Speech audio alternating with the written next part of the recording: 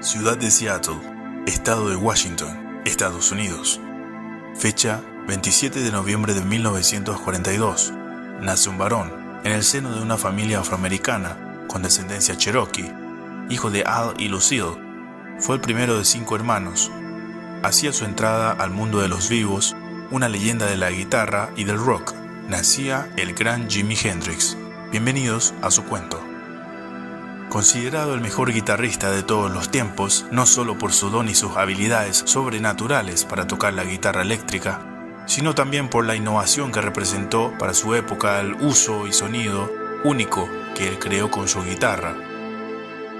Despertó la curiosidad de todas las siguientes generaciones, expandiendo la creatividad de sus oyentes, en especial de los guitarristas, quienes se animaron a explorar nuevas combinaciones para crear nuevos sonidos a través de pedales, distorsiones, amplificadores más potentes, todos siempre inspirados por esta leyenda.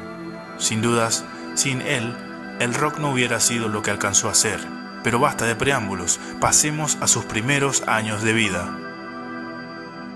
Johnny Allen Hendrix, cuyo nombre luego fue cambiado a James Marshall Hendrix, vivió una dura infancia y niñez, ya que su padre estaba en el ejército cuando él nació y no le dejaron salirse por 3 años, y en esos 3 años la madre de Hendrix tuvo que hacer de todo para apañarse, para mantenerlo y criarlo. Eventualmente el padre consiguió dejar el ejército para volver con su familia en septiembre de 1945, aunque le costó un tiempo encontrar a su familia ya que se habían mudado. Ante la situación de extrema pobreza que pasaba su madre, inclusive intentando dar a Jimi en adopción a una familia mejor para que él no sufriera ni pasara hambre, con el tiempo Al y Lucille se reencontraron, se reconciliaron y volvieron a vivir juntos. Los problemas de alcoholismo y falta de trabajo los hacía pelear constantemente, y esto hacía que el niño Jimi se escondiera asustado en donde pudiera para no presenciar estos momentos de violencia. La relación con sus hermanos era precaria inicialmente, ya que cuando eran pequeños sus hermanos también fueron dados en adopción ante la extrema pobreza de la familia. La familia con frecuencia cambiaba de domicilio ante la imposibilidad de pagar renta o de comprarse una casa. A los 9 años de Jimi, sus padres se separan y la custodia es concedida a su padre Al. La escuela a la que iba Jimi se llamaba Horace Mann Elementary. En esa época escribió una carta solicitando financiación para comprarse una guitarra, que era el instrumento que le fascinaba, debido a sus influencias musicales basadas en el blues eléctrico y posteriormente en el rock and roll. Su solicitud fue denegada y tuvo que esperar bastante para tener una guitarra porque su padre no podía comprárselo. Luego pasó a la Washington Junior High School y también luego pasó por la secundaria Garfield High School, aunque no llegó a terminar el secundario. Al mismo tiempo que estudiaba, desde niño también trabajaba con su padre. A los 14 años encontró un ukelele con una sola cuerda en la basura y desde allí comenzó a sacar notas sueltas con esa única cuerda, inspiradas en ese entonces en Elvis Presley. Y a los 15 años, en febrero de 1958, compró con sus ahorros por $5 su primera guitarra acústica. Desde ese momento todo sería práctica para el joven Jimi, para lograr aprender cada nota y todo lo que engloba este instrumento, al punto de no dormir algunos días y olvidarse de comer, de tanta obsesión con la guitarra. Cuando Jimi tenía 16 años, su madre falleció a causa de una cirrosis, y su padre se negó a llevarlo al funeral de su madre, y en lugar de eso, les dio whisky a él y a su hermano León, diciéndole que así los hombres afrontaban sus pérdidas, un hecho que marcó profundamente a Hendrix, ya que luego también sufriría brevemente de alcoholismo. Se inspiraba de los prodigios del blues como Muddy Waters, B.B. King, Howlin' Wolf y Robert Johnson. Poco tiempo después de lograr aprender por sí solo a tocar de oído la guitarra, Jimi decide formar su primera banda, llamada The Velvetones. En esta banda se dio cuenta de que la guitarra acústica no podía escucharse por encima de la batería ni del bajo, por lo que su sonido pasaba casi desapercibido. Este hecho le confirmó que necesitaba una guitarra eléctrica para poder sonar a la par de los otros instrumentos. A mediados de 1959, con mucho esfuerzo y meses ahorrando, su padre logra comprarle su primera guitarra eléctrica, una Supro Ozark blanca. En su primera presentación no le fue tan bien, ya que la banda con la que tocó le expulsó de inmediato aludiendo que se excedía demasiado con sus solos y no le seguía el ritmo a los demás. Luego se unió a The Rocking Kings, una banda profesional de Seattle. Luego de un tiempo con ellos, en una noche de presentación le robaron su guitarra. Luego de esto, su padre nuevamente tras mucho esfuerzo logró comprarle su segunda guitarra, una Silverstone Danelectro roja. Jimmy no era un chico 100% correcto en conducta y en un par de ocasiones la policía lo detuvo conduciendo autos robados, entonces le dieron la opción de cumplir tiempo en prisión o de unirse al ejército, a lo que Jimmy eligió la segunda opción, uniéndose el 31 de mayo de 1961. Pasó por 8 semanas de intenso entrenamiento básico en Fort Ord, en California, para ser luego designado a la división aerotransportada de Kentucky. Allí pasó momentos muy duros, donde los entrenamientos eran durísimos y lo hostigaban físicamente con frecuencia. A través de cartas, le pidió a su padre que le enviara su guitarra, la cual había olvidado en la casa de su novia Betty Jean. Luego de un tiempo, su padre le envía su guitarra, pero sus compañeros abusaban físicamente de él, lo golpeaban, se burlaban de sus habilidades como guitarrista, al punto de esconderle inclusive la guitarra en reiteradas ocasiones, solo para hacerle sufrir. En noviembre del 61, un compañero llamado Billy Cox le escuchó tocar, y la fascinación hacia Jimmy y su ejecución de la guitarra fue tal que Billy pidió prestado un bajo solo para tocar con Jimmy y hacer lo que se conoce como sesiones de jam, en donde los músicos se juntan para improvisar y divertirse. Luego de darse cuenta de la química musical que tenían, forman con otros compañeros militares una banda llamada The Casuals, los cuales tocaban los fines de semana en los bares de su base militar, ya que no había otra forma de ocio o de amenizar los fines de semana. Luego de 8 meses y medio de entrenamiento como paracaidista, Jimmy completó los requisitos y fue condecorado con la prestigiosa insignia del Águila de los paracaidistas de la 101ª División Aerotransportada de Fort Campbell el 11 de enero de 1962. Aunque un tiempo después, sus superiores se dieron cuenta del poco interés de Jimmy en la milicia y su nulo deseo de ser soldado, por lo que decidieron licenciarle honrosamente el 29 de junio de 1962, ya que un hombre así no era útil para el ejército. Desde que salió de la milicia hasta septiembre de 1963, Jimmy trabaja en varios oficios para subsistir, pero llegada esa fecha todo cambia, ya que Jimmy vuelca su vida de lleno hacia la música. Fue aquí en donde su amigo militar Billy Cox también sale licenciado de la milicia. Se encuentran y se mudan a Clarksville, Tennessee, para formar la banda King Casuals. Para destacarse y llamar la atención, Jimmy aprendió a tocar la guitarra con los dientes, aprendiendo de guitarristas que ya lo hacían en ese entonces, como Butch Snipes y Alphonso Young. Solían tocar en la calle Jefferson, en el Club del Morocco y en el Toba. También Jimmy fue músico de apoyo e inclusive de sesión para varios grandes del soul, R&B y blues, como por ejemplo Wilson Pickett, Sam Cooke, Jackie Wilson y Slim Harpo. Pero poco tiempo después, cansado de las reglas de los artistas principales para los que trabajaba, decide entonces mudarse a Nueva York, específicamente en 1964, al Hotel Theresa del barrio Harlem, en donde conoce a Lead of Fame Preet Gunn, alias Faye, quien luego con el tiempo sería su novia. En febrero de ese año gana un concurso de talentos en el mítico Teatro Apolo. Luego consigue trabajo como guitarrista de The Ivy Specials, que era la banda de acompañamiento para The Isley Brothers, y también seguía tocando para otros músicos como Don Covay y Rosalie Brooks. Luego de su paso por The Isley Brothers, pasa a tocar para la banda de Little Richard llamada The Upsetters. Luego, en 1965, aparece por primera vez en televisión en un programa llamado Night Train con la banda de Little Richard, con quien discutía bastante a menudo por las llegadas tardías de Hendrix, por el pelo y la vestimenta de Hendrix o las excentricidades sobre el escenario de Jimmy, razones por las cuales posteriormente despidieron a Jimmy.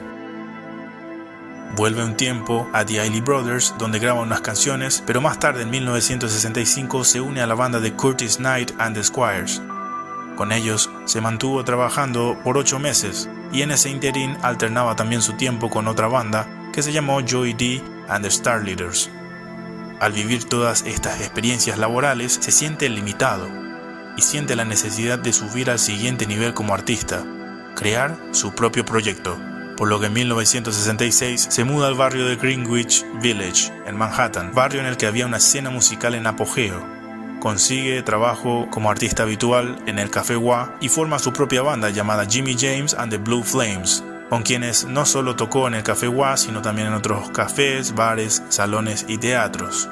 Fue en ese punto que Jimmy comenzó realmente a desarrollar su sonido electrizante, jugando con pedales y efectos totalmente nuevos, distorsiones y subiendo el volumen de su amplificador más de lo normal.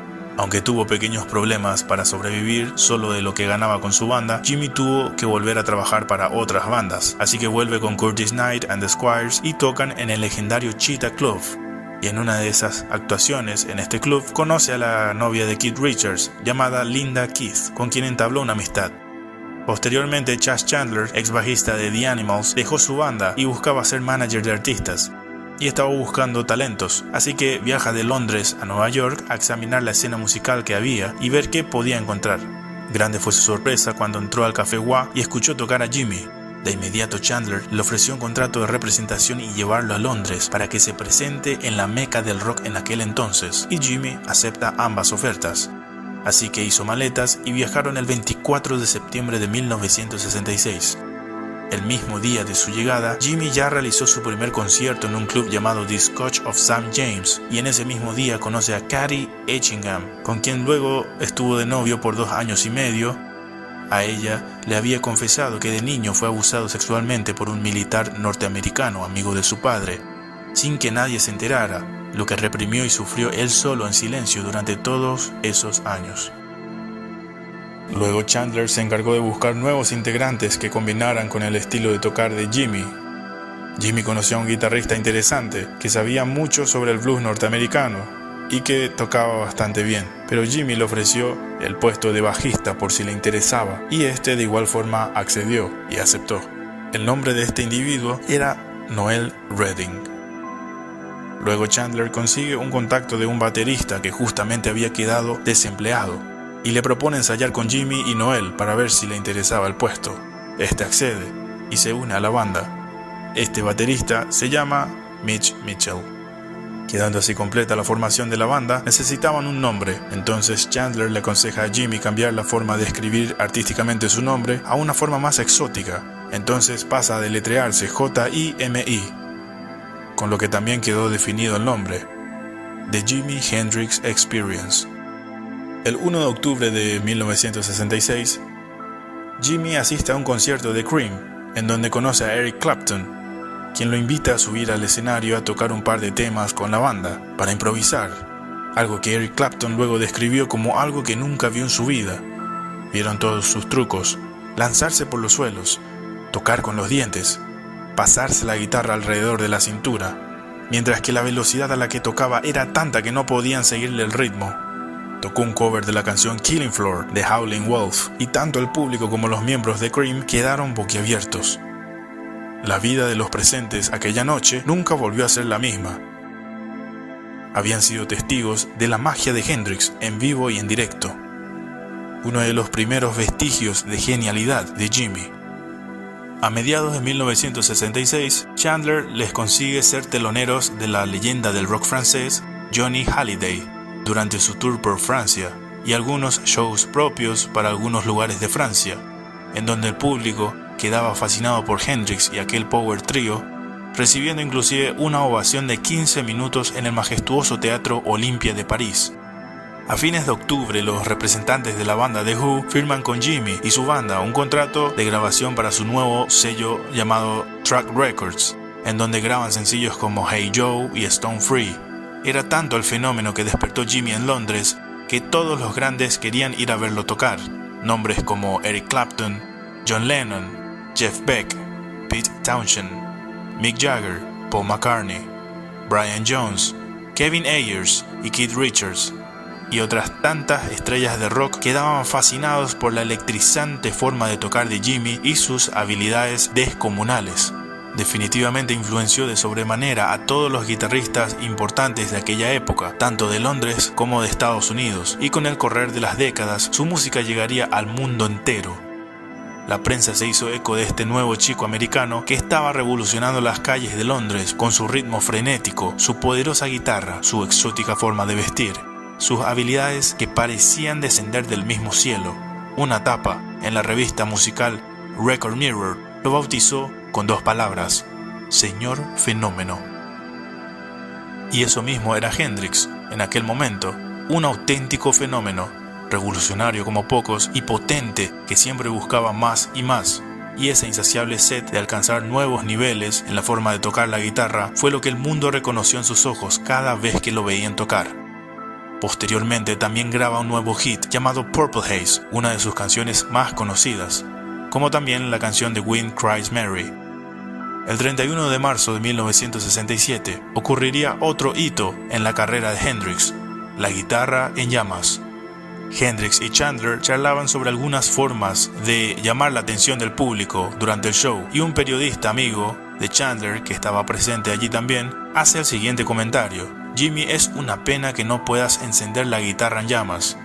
Instantáneamente a Chandler se le enciende el foquito mental y pide a un roadie que le consiga nafta. Y en esa última canción del show, luego de un excelente solo de guitarra de Jimmy, tras recibir instrucciones de Chandler, Jimmy coloca la guitarra en el suelo, rocía la guitarra con nafta y la enciende con un encendedor. La guitarra arde en llamas.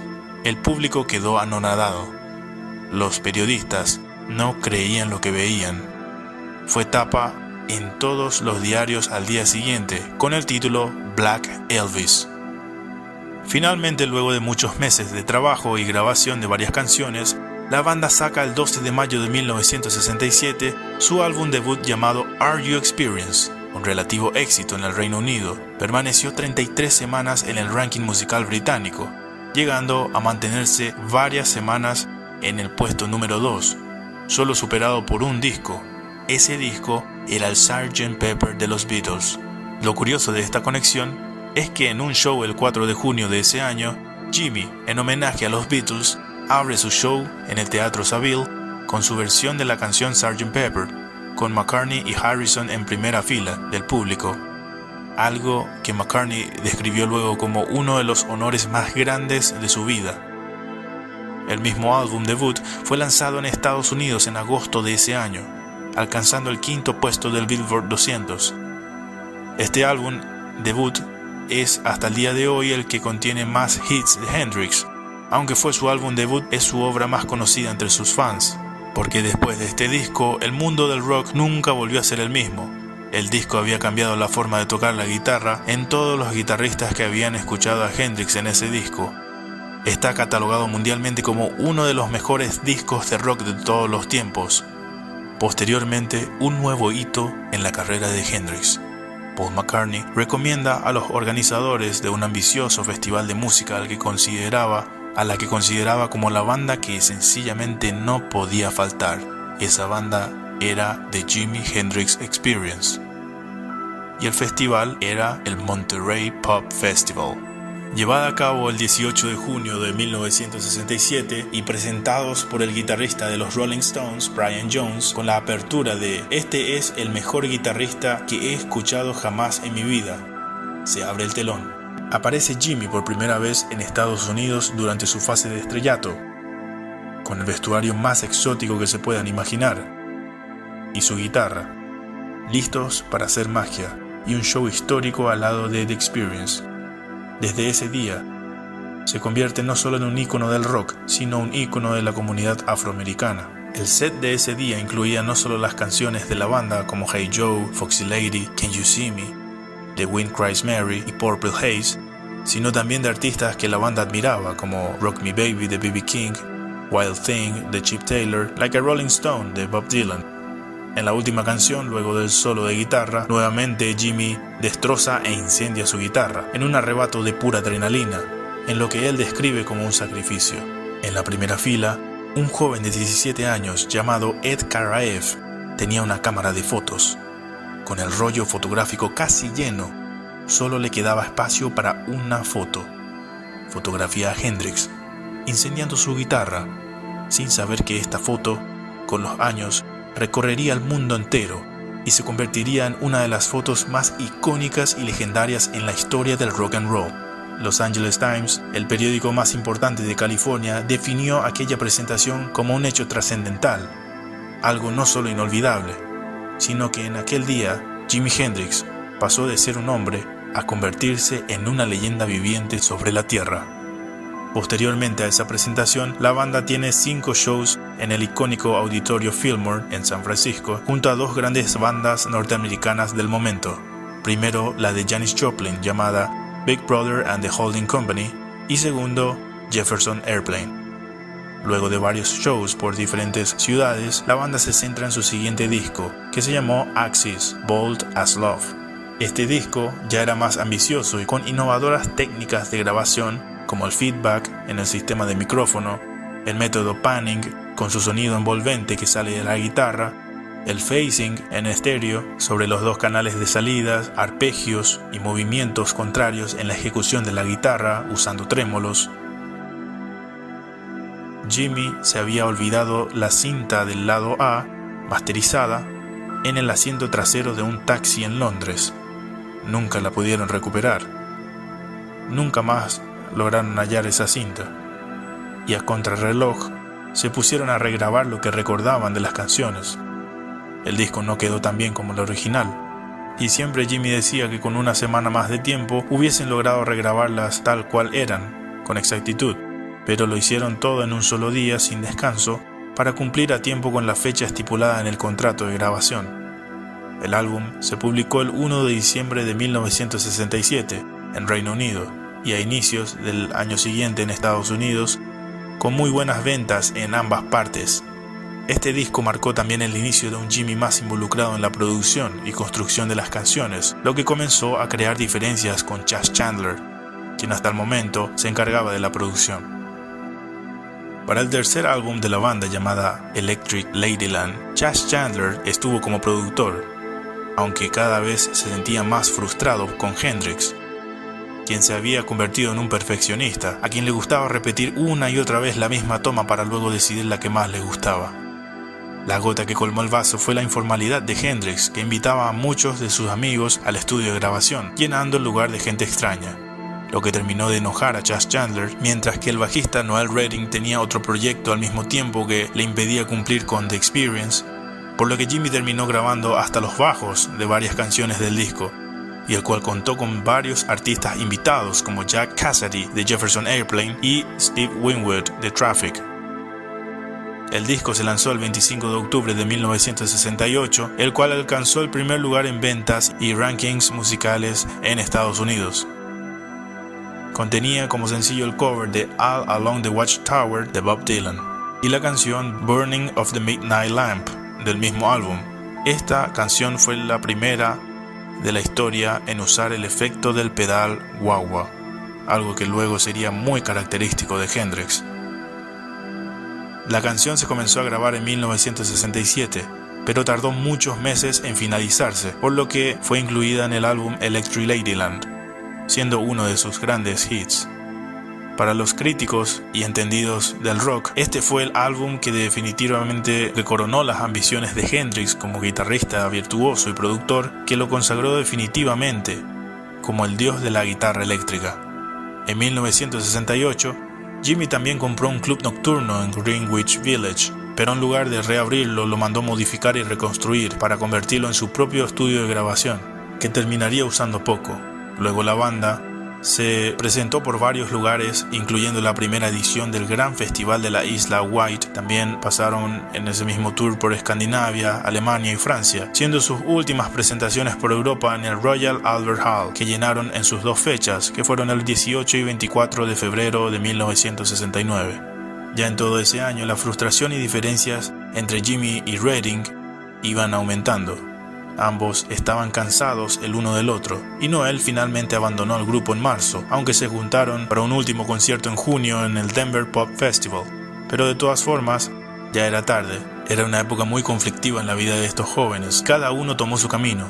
En su reemplazo, llega a Londres en abril, directo desde Nueva York, un viejo conocido, aquel viejo compañero de la milicia, Billy Cox, con quien ensayan y comienzan a grabar en pocos días.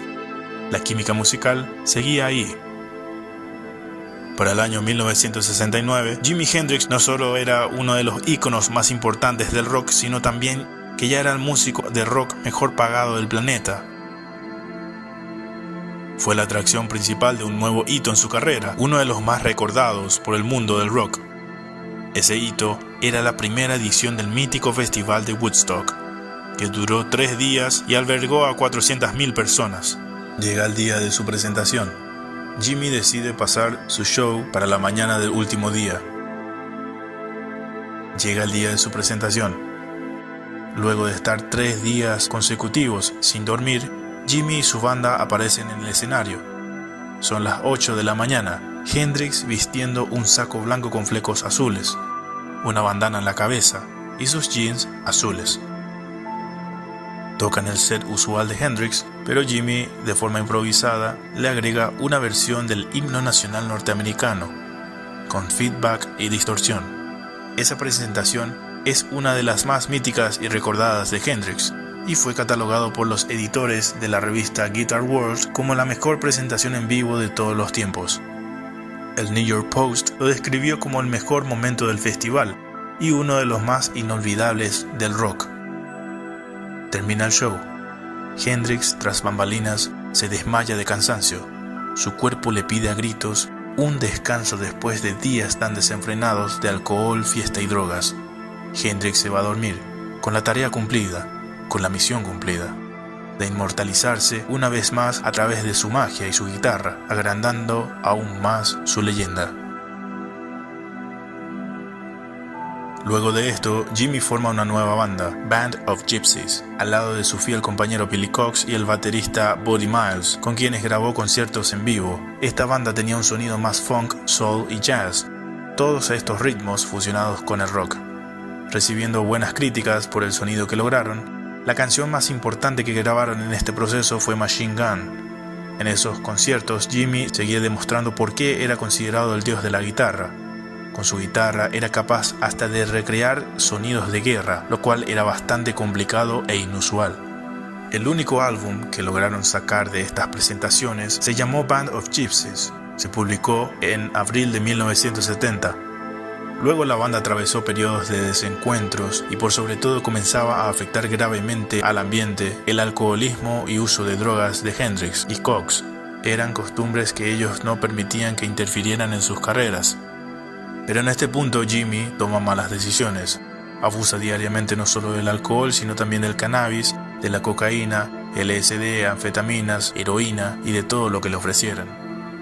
Su última presentación con esta banda fue en el Madison Square Garden en enero del 70, en donde era evidente que Hendrix estaba bajo efectos del LSD o algún otro alucinógeno, lo que no le permitió tocar más de unas pocas canciones y de mala forma.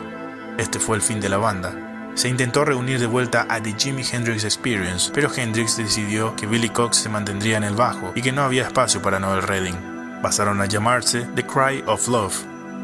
Salieron de gira un tiempo, pero Jimi estaba decidido a crear material nuevo para un álbum, en el cual trabajó la primera mitad de 1970, aunque la constante de esta banda también fueron las giras.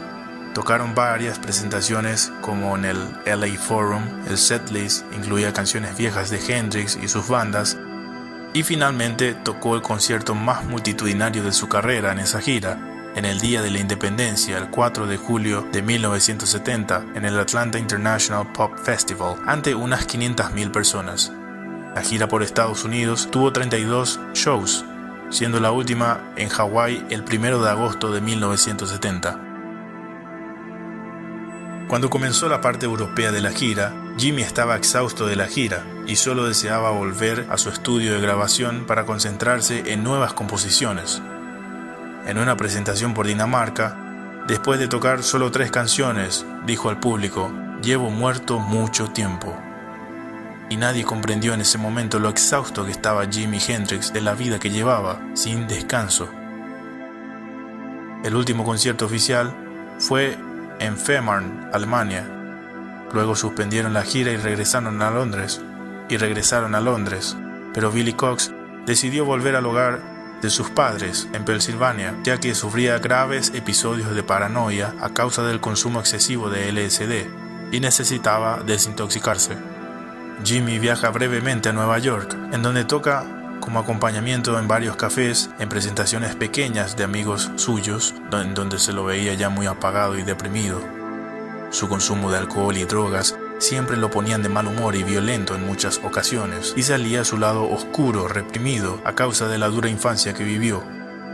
Fue detenido en múltiples ocasiones por incidentes relacionados a la violencia, destrozos materiales y posesión de drogas. Su relación tóxica con las drogas terminaría acabando con él. Sus guitarras más icónicas sin dudas fueron su Fender Stratocaster, sus guitarras Gibson, Flying Five y sus guitarras Les Paul, unas Jazzmasters, Duosonics, una Gretsch Corvette y una Fender Jaguar. Otros elementos esenciales para Jimmy y responsables de la evolución de su sonido fueron sus amplificadores Marshall y sus pedales wah marca Vox, su pedal Fuzz Face de marca Dallas Arbiter y su pedal Octavia, como también el pedal Univibe. El 17 de septiembre de 1970, Jimmy pasó el día junto a su última novia, Monica Danneman, en Londres. Cenaron y bebieron vino. Luego visitó a un amigo y su novia lo buscó de vuelta para llevarlo a casa a las 3 de la mañana. Quedaron conversando hasta el alba, hasta que ambos se quedaron dormidos. Mónica se despertó a las 11 de la mañana y se encontró a Jimmy inconsciente, tirado en el suelo, pero aún respirando. De inmediato llama a una ambulancia, pero Hendrix llega sin signos vitales al hospital St. Mary Abbot de Notting Hill, en donde se le declara muerto oficialmente el 18 de septiembre de 1970. Hora de la muerte, las 12:45 de la tarde. Luego de una rigurosa autopsia, se determina que la causa de la muerte fue por asfixia, aunque también se especularía luego que fue un enfisema pulmonar, específicamente al ahogarse en su propio vómito.